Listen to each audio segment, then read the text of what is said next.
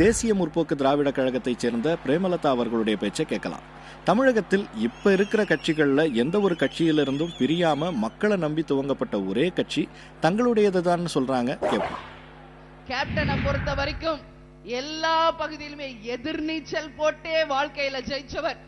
சினிமாவிலாக இருக்கட்டும், அரசியலுக்கு வந்த பிறகாகட்டும், எல்லா இடத்திலும் எதிர்நீச்சல் போட்டு தன்னுடைய தைரியம், விடாமுயற்சி, கடின உழைப்பு, இத மூன்றுமே தன்னுடைய சன்மானமா வச்சு உழைத்து முன்னேறிய ஒரு தலைவர் நமது கேப்டன் அவர். ஏன் இதை நான் சொல்றேன்றதை நீங்க எல்லாரும் நல்லா புரிஞ்சுக்கணும்.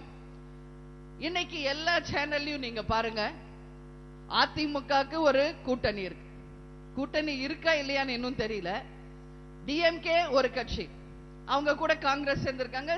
அப்புறம் இஸ்லாமிய கட்சிகள் கூட்டணி அமைச்சிருக்காங்க.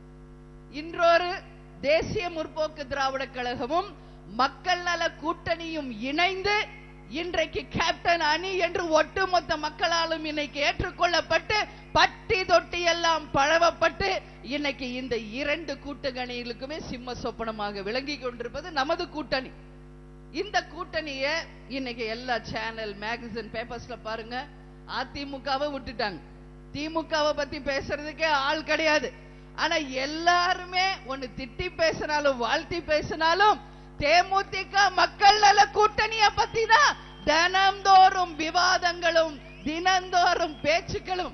இது ஒன்று போதாதா இன்னைக்கு இந்த கூட்டணி தமிழ்நாட்டில் இன்னைக்கு எந்த அளவு வளர்ச்சி பெற்று ஒட்டுமொத்த மக்களின் ஆதரவை பெற்றிருக்கிறது என்பதற்கு இது ஒன்று சான்று.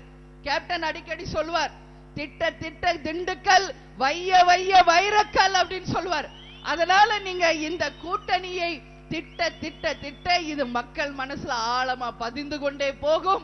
இந்த கூட்டணியினுடைய வெற்றியை தடுக்கக்கூடிய சக்தி இன்னைக்கு தமிழ்நாட்டில் யாருக்கும் இல்லை என்பதை இந்த நேரத்தில் நான் உறுதியாக சொல்றேன். அதே போல இன்னைக்கு தமிழ்நாடு அரசியல் வரலாறு நீங்க கொஞ்சம் எடுத்துக்கங்க.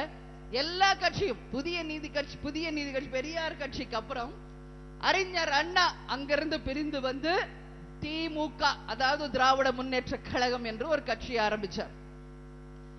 அதுல இருந்து பிரிந்து வந்ததுதான் அண்ணா திராவிட முன்னேற்ற கழகம். அதுல இருந்து வந்ததுதான் மறுமலர்ச்சி திராவிட முன்னேற்ற கழகம். இப்படி ஒவ்வொன்றும் ஒவ்வொரு இடத்துல இருந்து பிரிஞ்சு வந்துதான் இங்க இருக்காங்க.